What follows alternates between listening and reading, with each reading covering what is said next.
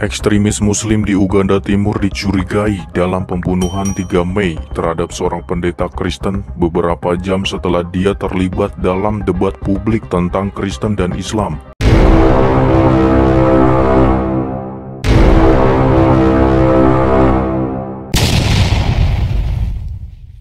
Video berikut. Jangan lupa like, share, subscribe. Metanoia Channel. Shalom Bapak Ibu Saudara-saudari yang dikasihi Yesus dan dikasihi, berjumpa kembali dengan saya Pendeta Resi Lubis. Saudara Bapak Ibu sekalian, sudah 2 minggu ya kita tidak memberitakan kabar-kabar yang terbaru karena memang kita ada pelayanan 2 minggu di lereng Bukit Merbabu, dan puji Tuhan Jumat kemarin ya kita sudah tiba di Jakarta, dan ini hari Senin, berarti Jumat ya, Sabtu, Minggu, Senin.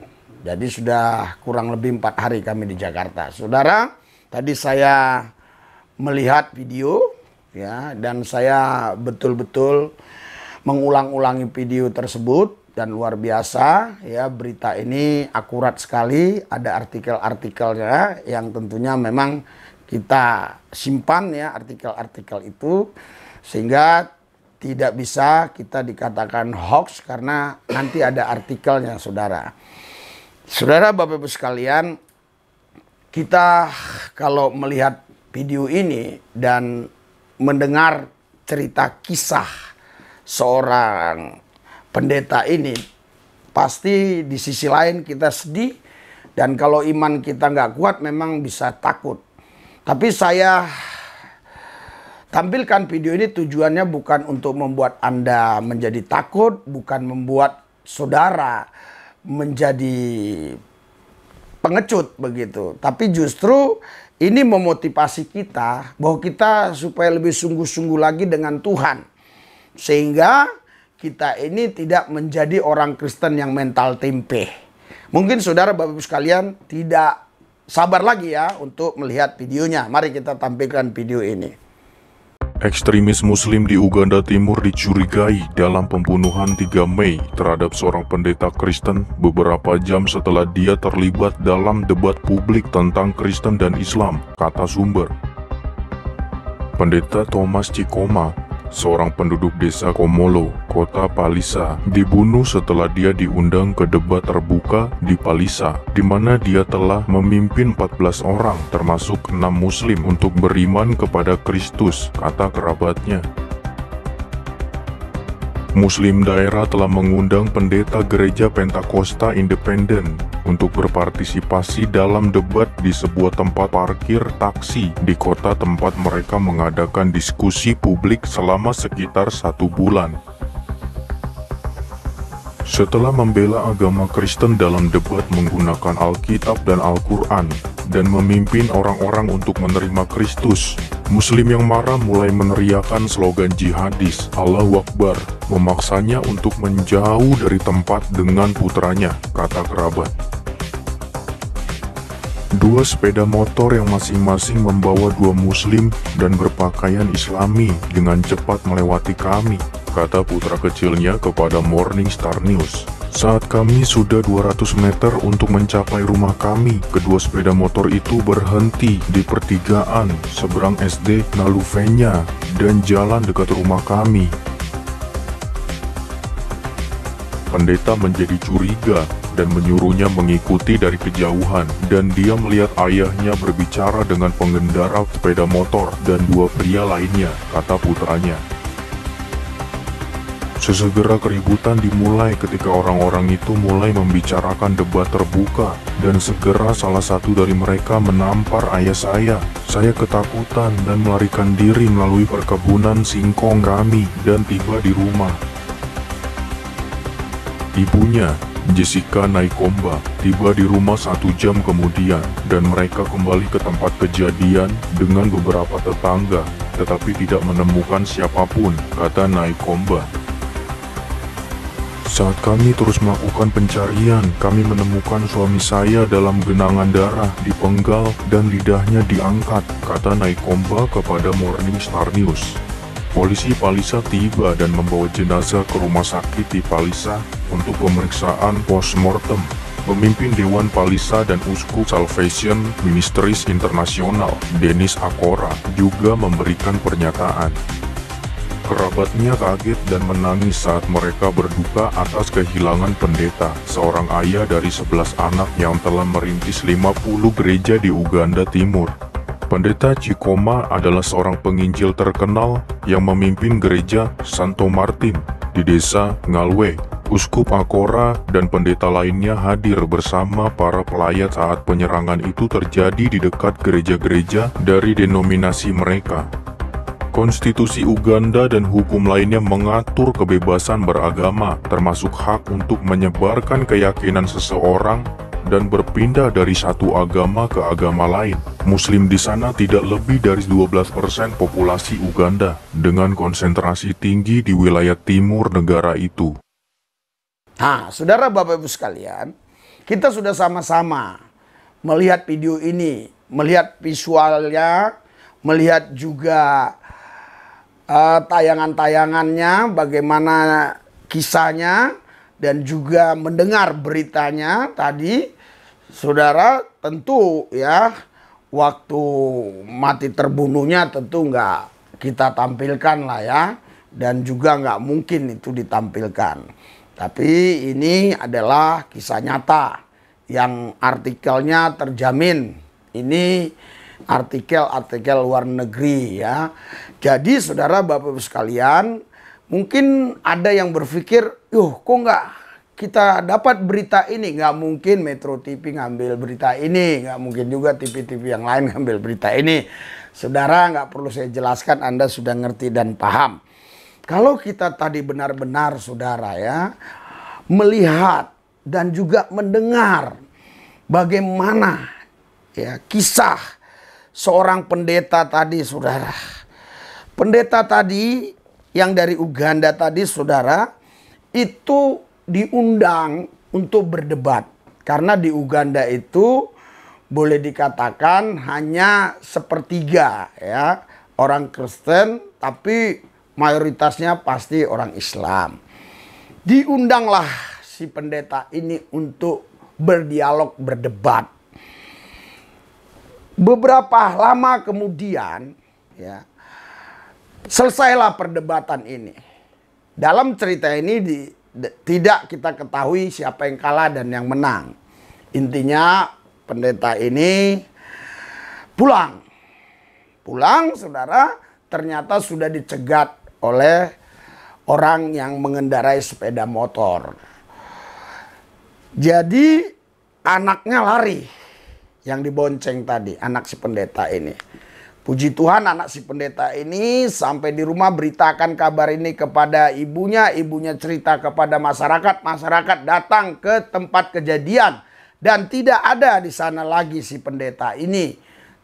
Mereka cari, akhirnya dapat, sudah ada di tempat lain, sudah meninggal dunia, dan polisi datang untuk membawa ke tempat visum. Nah, apa itu namanya ya? Antemortem kalau saya nggak salah itu ya. Saudara, di sanalah diperiksa semuanya. Singkat ceritanya memang pendeta ini sudah meninggal dunia, saudara. Saudara Bapak Ibu sekalian, apakah kisah ini, berita ini membuat kita menjadi takut untuk mempertanggungjawabkan iman kita seperti apa yang dikatakan 1 Petrus pasal 3 ayat 15, kuduskanlah Kristus dalam hidupmu dan siap sedialah bertanggung jawab untuk mempertanggungjawabkan imanmu ketika ada orang bertanya. Jadi memang pelayanan ini bermacam-macam. Ada yang memberitakan Injil, ada doa kesembuhan, ada penggembalaan, ada kerasulan, ada kenabian dan seterusnya dan sebagainya.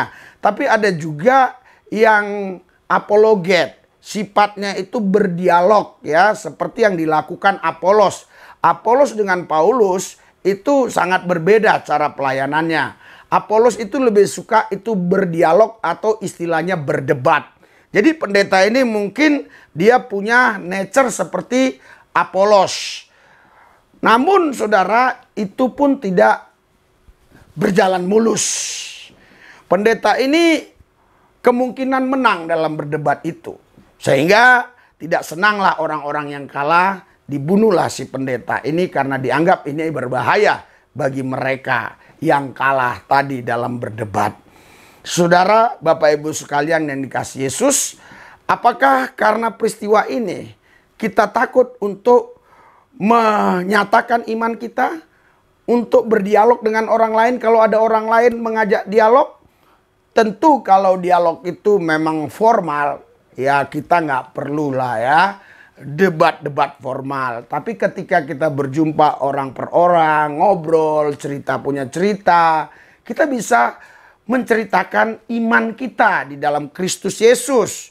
Karena Alkitab bilang, saudara, di dalam 1 Korintus 9 ayat 16, Paulus sendiri ngomong, celakalah aku kalau aku tidak memberitakan Injil. Berarti kita harus ceritakan iman kita kepada siapapun yang kita jumpai, jikalau Roh Kudus gerakkan untuk kita memberitakannya.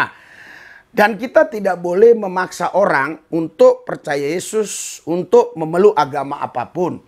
Dan kita tidak boleh menyampaikan berita ini dengan menyakiti orang lain atau menghina agama orang lain. Kita hanya menceritakan apa yang kita alami bersama Yesus.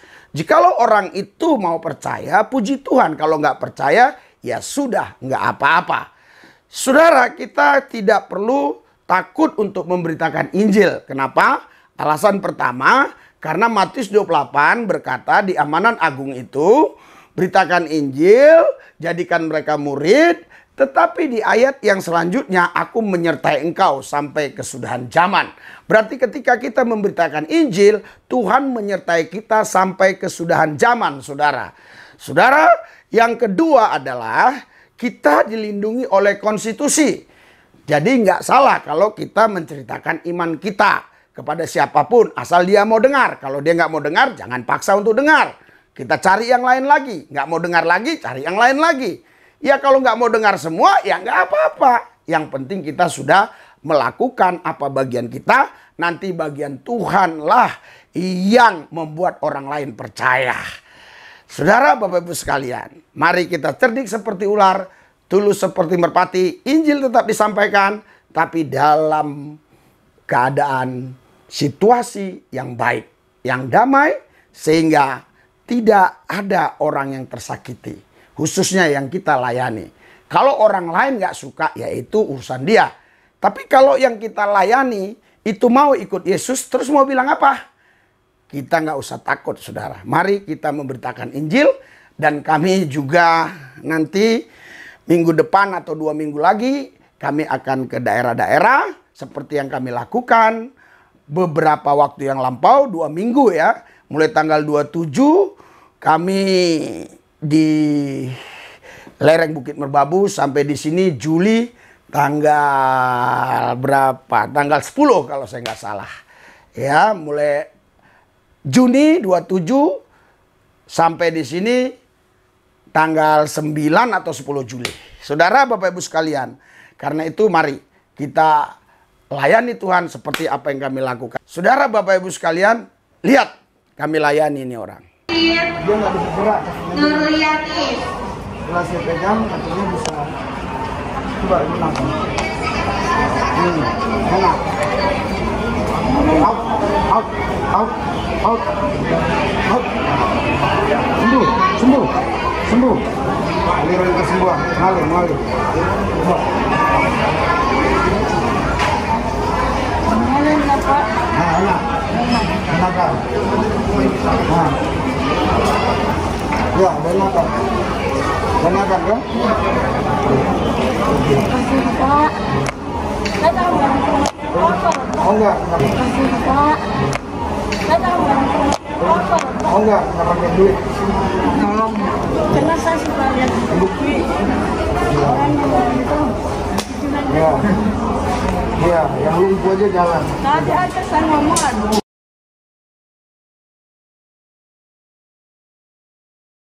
Capeknya sama modal. Oke. Mari kita doa supaya kita tetap teguh di dalam Kristus. Tuhan Yesus, kami bersyukur atas apa yang kami sudah lihat dalam video ini tidak membuat kami takut, tapi membuat kami semakin berani. Karena kami tahu hidup bagi Kristus, mati adalah keuntungan. Berkati semua yang ada di channel Metanoia, terus yang sudah subscribe, Tuhan berkati berlipat kali ganda. Terima kasih Tuhan, dalam Yesus Tuhan kami percaya. Haleluya. Amin.